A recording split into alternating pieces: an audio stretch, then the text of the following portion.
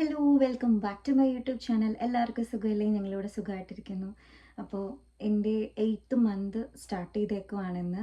അപ്പോൾ രാവിലത്തെ കുറച്ച് വോമിറ്റിംഗ് പ്രശ്നങ്ങളൊക്കെ എൻ്റെ കഴിഞ്ഞ് കുളിയൊക്കെ കഴിഞ്ഞ് ഫ്രഷ് ആയിട്ടൊന്ന് വീഡിയോ എടുക്കാമെന്ന് വിചാരിച്ചു. അപ്പോൾ നമ്മുടെ ഇന്നത്തെ ടോപ്പിക്ക് തംബ്നെയിൽ നിങ്ങൾ കണ്ടിട്ടുണ്ടായിരിക്കും. ഈ ഒരു ഗർഭകാലത്ത് ഉണ്ടാവുന്ന ചുമ പ്രശ്നമുണ്ടോ, ഡെയിലി ഇങ്ങനെ ചുമക്കുന്നത് കൊണ്ടോ, അല്ലെങ്കിൽ ഓവറായിട്ട് ചുമ വരുന്നത് എന്തുകൊണ്ടാണ്, അങ്ങനെ കുറച്ച് കാര്യങ്ങളാണ് ഈ വീഡിയോയിൽ ഞാൻ നിങ്ങളായിട്ട് ഷെയർ ചെയ്യാൻ പോകുന്നത്.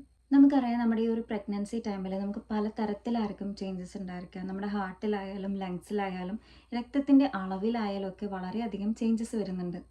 ഇപ്പോൾ എൻ്റെ കാര്യം തന്നെ എടുത്ത് നോക്കുകയാണെങ്കിൽ എനിക്കൊരു 6 മാസം വരെ കുഴപ്പമുണ്ടായിരുന്നില്ല. 7ാമത്തെ മാസമാണ് എൻ്റെ ഹിമോഗ്ലോബിൻ ലെവലൊന്ന് താഴ്ന്നത്. അതിനൊരു റീസൺ കൂടിയുണ്ട്. ഈ ഒരു ടൈമിൽ രക്തത്തിൻ്റെ അളവ് നമ്മളുടെ ശരീരത്തിൽ കൂടുന്നത് കൊണ്ട് തന്നെ ഹിമോഗ്ലോബിൻ്റെ അളവും കുറഞ്ഞു വരും. അതുകൊണ്ട് തന്നെ നമ്മുടെ ശരീരത്തിലെ പ്രതിരോധ ശക്തിയും വളരെ കുറഞ്ഞു വരും. പിന്നെ പെട്ടെന്ന് അസുഖങ്ങൾ വരാനും ചാൻസ് ഉണ്ട്.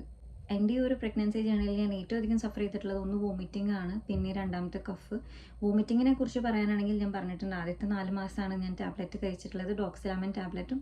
അതും ഡോക്ടർ പ്രിസ്ക്രൈബ് ചെയ്ത് തന്ന ടാബ്ലറ്റ് തന്നെയാണ്. അത് കഴിച്ച കാരണമാണ് അത്രയും ഛർദിയെങ്കിലും കുറഞ്ഞത്. ഇപ്പോഴും എനിക്ക് മോർണിംഗ് സിക്നസ് ഉണ്ട്. ഒരു 2-3 പ്രാവശ്യം ഞാൻ വോമിറ്റ് ചെയ്യും. ഇപ്പോഴും മോർണിംഗ് എനിക്ക് ആ ഒരു പ്രശ്നമുണ്ട്. ഇപ്പോൾ 1 മാസമായിട്ടാണ് എനിക്ക് ഈ ഒരു കൂടുതൽ ചുമയുടെ പ്രശ്നം വന്നത്. അപ്പോൾ ഈ ബ്ലഡ് ടെസ്റ്റിലാണ് ഈ ഹിമോഗ്ലോബിൻ ലെവലിൻ്റെ കുറവായിട്ട് കാണിച്ചത്. എനിക്കങ്ങനെ കഫമുള്ള ചുമയല്ല വരുന്നത്, ഡ്രൈ കഫാണ്. അതുകൊണ്ട് തന്നെ വലിയ ഇഷ്യൂയൊന്നുമില്ല എന്നാണ് ഡോക്ടർ പറഞ്ഞത്. അപ്പോൾ നമുക്ക് ചെയ്യാൻ പറ്റുന്ന കാര്യം എന്ന് പറഞ്ഞാൽ സോഷ്യൽ ഡിസ്റ്റൻസിങ് ആണ്. അതുപോലെ തന്നെ നമ്മൾ ഹോസ്പിറ്റലിൽ പോകുമ്പോഴും അതുപോലെ തന്നെ കുറേ ക്രൗഡായിട്ടുള്ള ആളുകളിലേക്ക് നമ്മൾ പോകുമ്പോഴൊക്കെ മാസ്ക് ധരിക്കുന്നതും വളരെ നല്ലതാണ്. ഇപ്പോൾ എന്നെ സംബന്ധിച്ച് ഡ്രൈ കഫാണ്. ചിലർക്ക് കഫമുള്ള ചുമയായിരിക്കും ഉണ്ടാവുക. അതുപോലെ പനി, ജലദോഷം, ഇങ്ങനത്തെ അസുഖങ്ങളൊക്കെ കൂടി വരികയാണെങ്കിൽ ഡെഫിനറ്റ്ലി നിങ്ങൾ ആ സ്റ്റാർട്ടിങ്ങിൽ തന്നെ ഡോക്ടറെ കാണിക്കേണ്ടത് അത്യാവശ്യമാണ്. ഞാൻ ആദ്യമേ ഡോക്ടറെ അടുത്ത് പറഞ്ഞിട്ടുണ്ടായിരുന്നു എൻ്റെ ഒരു പ്രശ്നത്തിൻ്റെ കാര്യം. വോമിറ്റിംഗ് നമുക്ക് വേറെ ഓപ്ഷൻ ഇല്ല.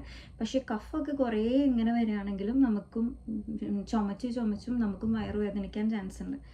ഇപ്പോൾ ഞാൻ അയൺ ടാബ്ലറ്റ് എടുക്കുന്നത് കൊണ്ട് എൻ്റെ കഫ് നല്ലപോലെ കുറയാൻ ചാൻസ് ഉണ്ട്. പിന്നെ ഞാൻ പറയാൻ പോകുന്നത് നമുക്ക് വീട്ടിൽ തന്നെ ചെയ്യാവുന്ന ഹോം റെമഡീസ് ആണ്. ഇതെനിക്ക് ഡോക്ടറോട് പറഞ്ഞു തന്നിട്ടുള്ള കുറച്ച് 1-2 ടിപ്സാണ്. ഞാനിവിടെ ചെയ്തപ്പോൾ എനിക്കത് വർക്കൗട്ട് ആവുകയും ചെയ്തു.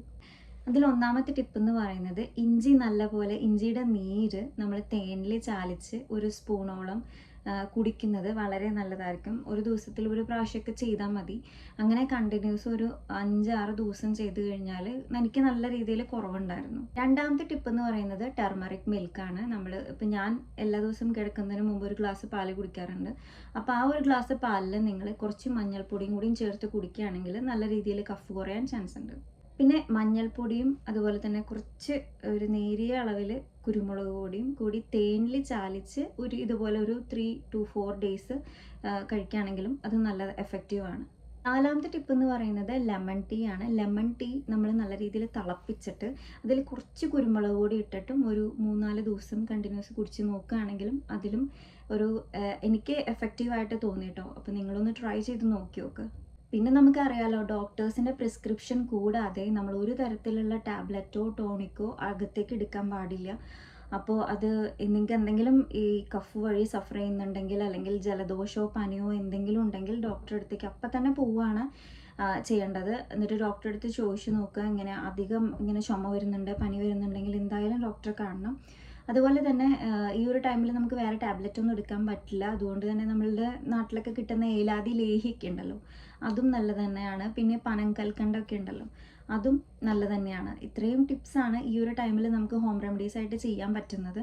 അതല്ലാതെ നമുക്ക് വേറെ ഒരുപാട് മരുന്നുകളൊന്നും ഈ ടൈമിൽ കഴിക്കാനും പറ്റില്ല. അപ്പോൾ ഇത്രയേ ഉള്ളൂ നമ്മളുടെ ഈ ഒരു വീഡിയോയിൽ പറയാനുള്ളത്. അടുത്തൊരു ഹെൽപ്ഫുൾ ആയിട്ടുള്ള ടിപ്പായിട്ട് ഞാൻ വീണ്ടും വരാം. അതുവരേക്കും ടാറ്റ.